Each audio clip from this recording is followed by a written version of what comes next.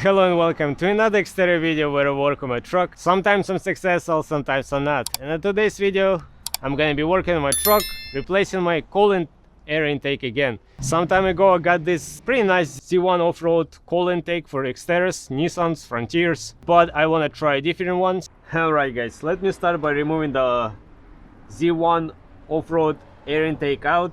I'm just gonna have to undo these hoses, remove the mass airflow sensor, undo this clamp over here, then I can remove the pipe, undo this clamp over here and remove two bolts inside holding the air box, and this is out. The mass airflow sensor out, so let's continue removing this. So now I can take this out, hopefully.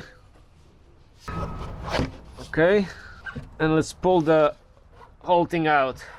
And it's a good time to take a look at the air filter and clean it out, because this one, wow, maybe I shouldn't have done that, but this one's pretty dirty. Wow. Now I have two bolts to remove inside the box. One is right there and one is all the way on the bottom over there, and actually there's a lot of dirt in there as well, so I gotta unbolt those out, remove this clamp, and the whole box can come out. And for jobs like that, it's really nice and handy to use ratchets like that, because you can really get to some tight spots, right? And both bolts are out, and this is taken out, and we can take the whole thing out. And as you can see, guys, oh, it's pretty dusty, and actually over here it's slightly broken. Wow. Okay, there you go guys, this is what I got. I got the air intake by Volant Performance. Well, actually it was a gift for me by one of my friends. I would help him out with his truck, so he got me this, so that's pretty good. Let's open up the box and let's see what's inside. Let's hope everything is in there, because I already disassembled everything. Okay, we got a lot of airbags. And there you go guys, this is a new air intake. So this is supposed to go just like that, just in here, just like that. But now I can tell that this over here, it's not gonna fit. This is slightly different. Alright, now for here we're supposed to have a plastic rubber, so we just gonna cover this up. Here is our new tube, which looks basically the same, which is gonna go in there. So that's all good. Looks clean. I probably should clean over here first. So gonna clean this up and gonna continue. It does come with a new hardware for mounting. It comes with that plastic cup, so we can cover up this hole. It seems a little bit too big actually, but with a clamp it should be fine. Now this part I assume is meant for over here, but now I have to figure out the transition from there into here, because this is kind of too small now. It's not gonna fit, which is unfortunate. And then of course we have two couplers to go, one to go for throttle body, but I'm pretty sure we can reuse our own, the one we have. Maybe not. To go in here. So let me see what I'm gonna do now. Alright guys, so few issues. One of the issues that the hole for where the snorkel is going is much bigger, so I have to reconfigure something over there. I have to change that. Another, this hole over here, I don't have a bolt for it or anything, so this I'm just gonna have to seal it off. I might probably just drive a bolt in here with the gasket, with a rubber grommet, just tighten it up from both sides. That should be fine. And then I have two holes over here, which seems to be they matching. One is right here, and another one is over there. Maybe I gotta confirm. Maybe it's matching, maybe it's not. Maybe I need to drill a new hole. And yeah, I mean, there's always something, right? Now I also have to remove this, the one I had on my throttle body, which I have a different intake.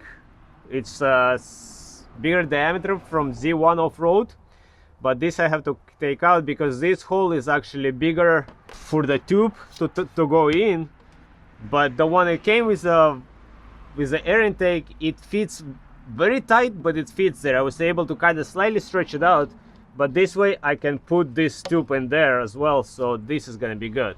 But now I have to stop until I figure out, I get a new part for over here. I gotta order something, gotta figure something out, and then we'll come back. Much later. Alright guys, so fast forward a few days later, I got another, my hope that this is gonna be big enough, and it does looks like it's big enough. The only thing, this is round and this is kind of not round, but because it's all rubber, I hope I can probably get it in there and then just connect it and make it work. So let me work on that and see what happens. So I cut it off from the base of this aluminum base. So now what I'm gonna do, I'm gonna cut this part out, the thick one, because my hope I can reuse this as an as a groove, and hopefully that's gonna be enough to catch over there, and hopefully it's all gonna get tight in there, but we're not gonna know until we try. And of course, maybe the best way is to buy the right thing, which is they sell a reducer, special reducer for this, or coupler, which is like $115, whereas this one was $20. But let's see if this is gonna work. So this part is done, connected. I actually made a mistake on this one. It's it starts at 4 inches and this is 3 inches, so I actually had to build up over here. I had some spare rubber, so I just wrapped it around with a tape and a silicone, and then I put a clamp, and now it's tight. It's not going anywhere. It's not pretty maybe, but it should get the job done. So now I can try to put it in there and then try to connect this to over here and hope it's gonna work. All right guys, so wish me luck. But I think the best thing to do, of course, is just to buy the right parts. So if you guys gonna do this, just buy the right part, okay? And so now I'm working mounting it to the truck. So this bolt, I just, with a rubber washer, I just sealed it off. Now the other two ones, now it came with a set of bolts and washers, but for some reason this lock washer and the washer, they're too big. I don't think they're the right size. So I'm gonna use my M8 bolt with a M8 washer and a smaller washer, but then I'm gonna use their washer and a rubber washer. So this is what's gonna happen in the end. So hopefully that's gonna seal everything off. Now the holes, they do line up, they just require a little bit of a finesse, if you will. You somewhat have to push the box, but I know maybe because of my MacGyver stuff over here, or the wires attaching in the way there, but it's getting there. So let me secure that, and then I'm gonna see if I can put the tube in place. So the last part now is to put this pipe in place, and hopefully I can do it right. So what I did, I just slide the whole coupler over, so now this can go in there where it's supposed to be, supposedly, hopefully. And now this, I should be able to slide this back over this.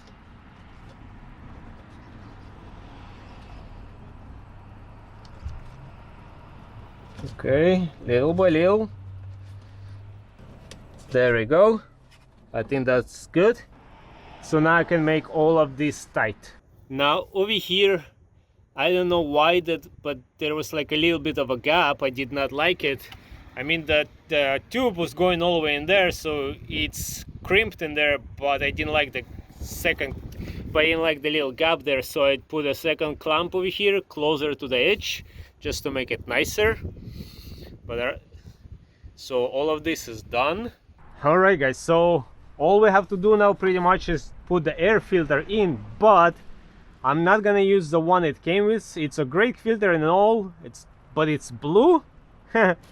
So of course I got a red filter. Hopefully I did the right measurements, hopefully, but it looks like, seems to be about the same size.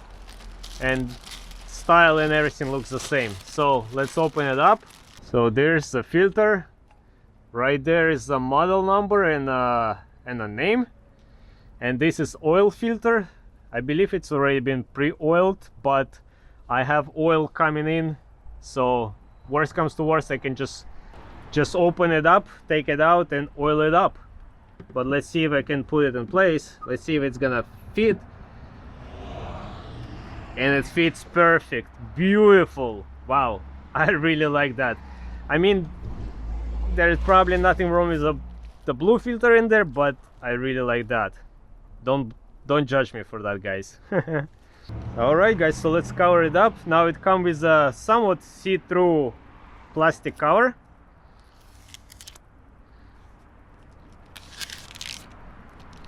So let's peel the label off, and this looks really beautiful. Wow, nice. Just look at that. Now let's use the provided hardware, of course. And this doesn't need to be super tight, because you don't want to break anything. Let's make sure that everything aligns.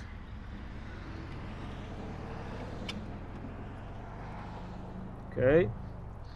And now is just screwdriver.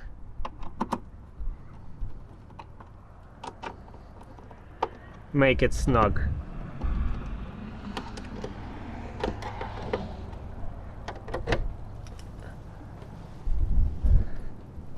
Now I wish they would have another screw over here, because this is kind of lifting up. But there is a gasket over here, so that should help anyways. Maybe in the future I need to put one here. So now I'm just gonna secure the hoses and put the mass airflow sensor in, and it's all done. And alright, the mass airflow sensor is in, and it's provided with like a gasket. So I put a gasket in there, but I also provided the bolts it came with, I put the lock washers, the little ones, so hopefully it's not gonna come out. Alright guys, it's all done. It's all installed, everything is connected, and I think it looks pretty good. I'm pretty happy how everything came out. I think it looks, I'm not gonna say it looks better. The other one looked good as well, but I want to try this one. One of the things that I really like actually about this one, the ease of service of the air filter. You just have to remove these 5 bolts, remove the filter, and that's it. And the other one, you have to kind of disconnect the pipe, I think, unless I was always doing it wrong.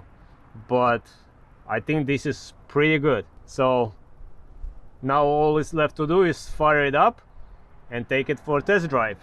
2,000 years later. Alright guys, it's actually been a few months since I installed my cold air intake. I installed it in the early spring, and now it's pretty much a fall. You can see all the leaves are falling, and it's been great ever since. Now the only thing I fixed, I took this apart and I sealed this around over there with silicone on the inside, and I then put it all in. But as you guys can see, it's still there, and it's pretty good. So I'm pretty happy with that. So I'm pretty happy with my new air intake, and it stays clean inside. I do have to clean the air filter from once in a while, of course, but other than that, everything is good. So there you go guys, just another little upgrade here and there. As time goes by, I try some things work, some things don't work, and yeah. But let me know what kind of air intake you guys have, what kind of experience you had with that, and yeah. So on this note, I hope you guys enjoyed this video. I hope you might find it helpful, and as always, until next time, everybody, bye.